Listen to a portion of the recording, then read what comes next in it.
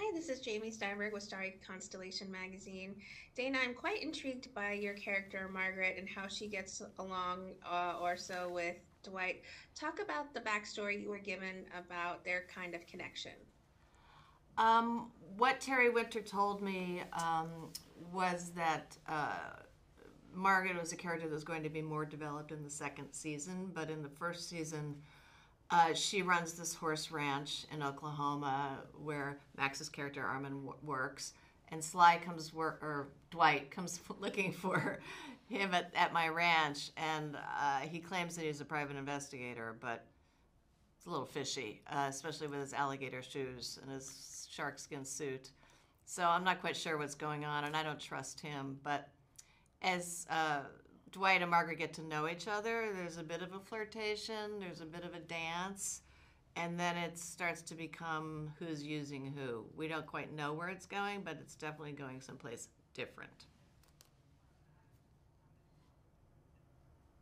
All right, and the next question is for Rocco. Hi, thanks for doing this. And what I wanted to ask you is, I'm sure being on set, there's a lot of cool things to happen. Was there any funny or cool behind the scenes stories that happened while you both were filming on set? I almost got trampled to death by a horse. Did you? Oh, wow. That's funny. Oh, okay. Dana? And we all laughed. It was hysterical. Gosh, I don't know. I feel like, when we're on set, we're so focused on getting it done that I don't think we had a lot of time to play, did we? No. I mean, obviously there's this downtime on sets, where you're just, bored. But, Yeah. no, I mean, all the fun was had in front of the cameras. Yeah, I think for me, the last episode, there's a moment where Stallone's character has to get on a horse. And that was interesting because the poor man has had so many operations from all the stunts that he's done that it was a bit of a yeah. He did it though. He did it, but it was a bit of oh my God, be careful, because it's not easy getting on a horse, as we learned. No, it is not. Yeah. No, it is not. They're a prey animal, I learned. That's why they're so unpredictable. They're the prey. Yes, yes, no doubt. Yes. I'm glad to see, Max, you didn't get stomped by the horse. Thank you. Me too. Thanks, All right. thanks. Michael, you have the next question. Hi there. I just wanted to talk about the fact that you are both very well-established voice actors as well. And Dana, when I listen to you, all I hear is Lois Lane. So I wanted to ask and give you a fun one. Was anybody, whether he was on set or not, daring enough to do a Sly impression? Not while he was around. But we all did it But when we he all wasn't did around. it when he wasn't around.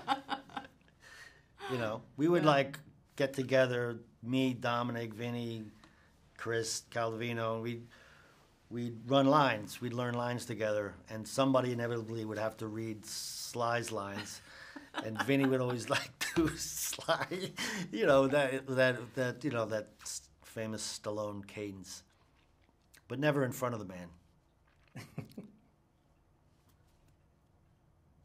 All right, Monica, you have the next question. Hi, this is for both of you guys. Obviously, I've watched both of you in multiple projects. Super excited for this one. You guys are fantastic. So I wanted to know for Margaret and for Armand and for you guys, what was it like developing them and then kind of working on the ranch and learning all of that, but having to balance sort of getting pulled in a little bit into that mob mentality and some of the drama that comes along with that? Well, it's great when you get to work outside because you don't have to do a lot of acting. It's it's not a set. It's real life. It actually was a working ranch, and it was gorgeous. Beautiful. Yeah, and you have horses, and you get the smells, and you get the shit, and all that stuff. So that kind of makes it so much easier.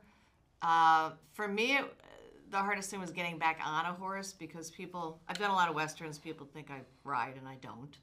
So I just decided on this. I was going to get over that because obviously, for some reason I need to be on a horse because it keeps happening. So I tell the story that before I went to Oklahoma, Chloe Webb, who was on China Beach with me, has become a horse therapist, wherein she uses horses for emotional therapy. And she works with, vets, military vets or people who are scared of horses. And horses are great for therapy. They really are, because they feel everything. As you said, they're prey. And the reason they feel everything is because they're wondering who's going to attack them next. So I had a session with Chloe up in Malibu, and I cried like a baby. And you realize that the horse is as scared as you are. And I got on the horse again, and I rode, and I'm over it. So it was kind of a fantastic thing for me. I'm definitely afraid of them. I never wanted to cross behind the horse. I was told that, if you go behind the horse, you have to never break contact with your hand on their body. But I just was deathly afraid of getting kicked. Yeah. I didn't have to ride, but I did have to a couple of times walk a horse across, the pasture, whatever, from point A to point B. And it was probably the hardest thing, just that simple thing. I was drenched in sweat. It was 110 degrees out. And, your instinct is to look at this. If you don't know what you're doing, if you've never been around a horse, you leading a horse, my instinct is to look at it, but someone who does it every single day of their life, they're just walking it and it's natural. That thing is so big and strong, and I'm not a big guy. It was everything I could do, just to look like I wasn't struggling, that it was perfectly normal. I was drenched in sweat. I never couldn't believe how hard it was to simply walk a horse. For someone like me, a city kid who's never been around horses ever, and to look like I've been doing this my whole life and it's perfectly natural. The poor guy, it was a complicated shot. I think we had 3 cameras going at once. Probably, yeah. And he had to do it over and over again. And oh my God, the sweat was just pouring off. It was literally 110 degrees in the shade. Yeah. Very, very hot. But They are beautiful animals, though, and it's really nice are. to see you guys interact with them and for them to be like a character on the show. Yeah. So that's fantastic. thank you. All right, Carissa, you have the next question. Thank you guys so much for being here today. People go into shows like this and they have preconceived notions of what they may or may not be. And I'm wondering, what do you think will be the most surprising thing about Tulsa King to people who just wander in? I think how funny it is. I think... It's pretty funny. Yeah, I think that because it's a Taylor Sheridan show, that there's a certain kind of mythic seriousness to the West, And I think that Stallone and Terry's humor, dark humor, brings a whole nother thing to it. So I think it's kind of a great combination of dark and light. Terry Winter is one of the funniest guys, one of the funniest storytellers. Verbally, when you're just with him and he's just telling a story, he's hysterical. And from his time on The Sopranos right through Tulsa King, he's really knows how to nail the hysterically funny absurdities, particularly in mob culture and mob life, but in regular everyday life. So the show is actually, it's a drama, but it is unexpectedly hilarious at times.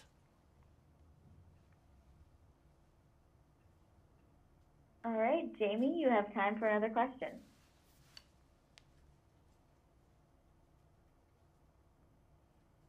Jamie, you are muted. Sorry about that. I thought I had clicked it. Max, is there anything about your character that you sort of adjusted or thought maybe, okay, he wouldn't say this, or an affectation he may have about this in particular? Is there any kind of guidance or a little adjustment that you gave for your character based on what you read initially? No, the writing was so great. You didn't have to do that. But I did, my usual, actor job of building in a backstory and context and stuff like that. But no, when you're lucky enough to get great material like this, you don't have to do that. That's when you're working on something that's like a real piece of dreck that you have to create it. And then you end up making a bad writer look good by, deftly, making things, making, dialogue that's not natural, making it natural by improvising and doing it. But that wasn't necessary for this. All right. Rocco, you have time for another question. Okay, thank you. Was there what did you both love most about being on set for the show and playing your roles? I think it's because it was such a great cast. And the crew. The crew were great. I mean, just loved everybody at work, Yeah. from all the way down the line. Every single person on set. I mean, I'd never had that much fun on a set, maybe ever. It was wonderful. I mean, we were there for 6 months almost, in the middle of nowhere, and a lot of us were misplaced, New Yorkers and Los Angelinos, and we all just had each other. And there wasn't much to do outside of work, so I was always just couldn't wait to get to work where I'd be around my friends, and get to play with this great character and this great writing and Sly and everybody. That was the best thing about it. We differ on this. I like discovering Oklahoma. I mean, it's so not my experience in life, and Nor mine. and I had a lot of downtime, so I went to a lot of museums, and You hit that banjo museum? I missed the banjo museum. Oh, yeah, you missed out. Dude. But You missed out. I did go to the Cowboy Museum, and I recommend the first Americans Museum, the first Americans Museum. They got some good ones. You can knock those out in the first 48 hours. Nice. Thank you. All right, Michael, you have time for another question. We already kind of touched on this where we're talking about how Taylor brings in maybe the southern or western charm, and then Terrence Winter brings in maybe the East Coast cynicism. Max Armand seems like the perfect mix. He seems like a man caught between both worlds. He is, yeah. Did you struggle with either aspect of that? Because as a city guy, it seems like you might get the East Coast part, but... No, that made it easy. I'm not playing a native Oklahoman, and I probably wouldn't be cast as one. This, pizza face of mine. But, no, I mean... It was perfectly, almost like it could have been written for me. I think it was written for you. A displaced New Yorker. He's living there for 19 years, and he's planted the flag for himself and started a family. And but he's from Brooklyn, and but I look good in this cowboy hat and the boots and the belt buckle and all that stuff I got to wear and working with the horses. But you got to see and what's great. He's got the cowboy hats and the boots, but then he's wearing his Elvis Presley gold sunglasses. Yeah. He's got a little bit of the Brooklyn thing still going on. Love it, thanks. All right, Monica, you have time for another question. I wanted to ask both of you, we've spoken to a bunch of the actors for the show. A lot of them said a big element in filming this was freedom, the freedom to be able to say different things that they want, try new lines, improvise. So for you guys, what was that like? And actually, we're not allowed to improvise. That was actually not welcome. Encouraged. It was not encouraged to improvise. In fact, there was a Who have you been talking to? A memo went out from Terry. Could you please stop messing up my dialogue? Because we're some people playing fast and loose. Yeah, I mean, I've been so trained to respect the word that it's kind of like when people start improv, it's like, oh, are we doing that? Okay, The thing is, Sly inherently loves to improvise, and so you go along with it. You have to. Yeah, otherwise, he's a writer. You're not going to not play off somebody who's doing something different. But it's never gone off the rails. I don't know if Terry would agree with that, but I only improvise if I'm trying to make bad writing better, or if there's a moment that just seems like I just want to massage it a little bit, but you don't really have to do that with Terry's writing. It's like only doing yourself a disservice. You're going to miss out if you improvise something. That's true. Joke's not going to land that would have been freaking brilliant, and you're only cutting your own legs off if you do that. So I never wanted to particularly improvise. Thank you guys so much. It's so interesting how all of you did a different method, but it works. It all works when you watch it. Let's hope. All right, Carissa, you have time for another question. Because we didn't get to see a lot of your characters in the first 2 episodes, I was wondering if each of you could just tell us what's the most important thing we need to know about your character. I think for Margaret, is that not as all as it seems, that you think she's just this woman who really likes horses, but that she might have another agenda because there's an ex-husband somewhere that is really a problem. So I think that's she's not just the nice horse lady. I think Armand is one of these people who's completely living a lie. He's a very repressed guy. He ran away from trouble and is pretending to be, a very quiet guy living under the radar. And Sly's character Dwight shows up and sort of blasts a hole into that. And Armand is forced to deal with who he is, deal with his past, deal with consequences. His wife had no idea about his background. And it sort of just blows a hole in his very safe, shallow existence. Thank you.